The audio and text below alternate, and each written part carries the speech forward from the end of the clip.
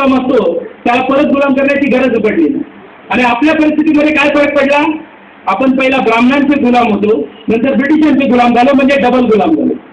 एवढाच फरक पडला. पहिलाही गुलाम होतो, आजही गुलाम आहोत.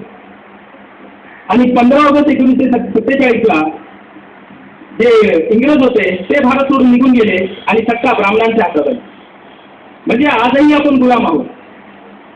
जेव्हा राष्ट्रपिता महात्मा ज्योतिराव फुले यांच्याकडे जेव्हा रानडे जातात आणि म्हणतात की तुम्ही काँग्रेसच्या आंदोलनामध्ये या, काँग्रेसची ताकद वाढेल, आपल्याला स्वातंत्र्य लवकर भेटेल, महात्मा फुले गेले होते का? महात्मा फुलेंनी नकार दिला काँग्रेसमध्ये जायचं.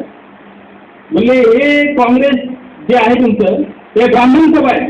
तुम्ही तुमच्या आंदोलनासाठी, तुमच्या स्वातंत्र्यासाठी लढताय, माझ्या समाजाला तुम्ही काही देणार नाही. फिरत राजश्री शाहू महाराजांकडे गेले, बोलले की या देशामध्ये आपलं स्वातंत्र्याचं आंदोलन चाललेलं आहे, तर आपल्यासारखा राजा जर आला तर स्वातंत्र्याच्या आंदोलनाला गती आहे.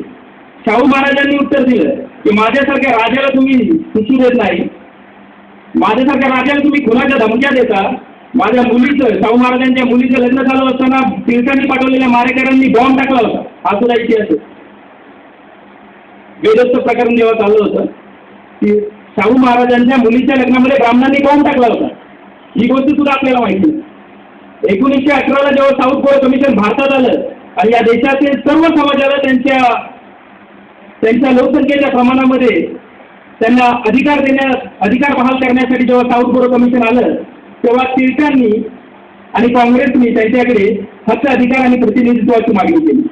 आणि हे तेच ब्राह्मण जे आज आपल्याला बोलतात की तुम्ही आरक्षणाचं, प्रतिनिधित्वाचं रिझर्वेशन घेता, म्हणजे तुम्ही भीक मागता आणि तुम्ही कुबड्या घेता.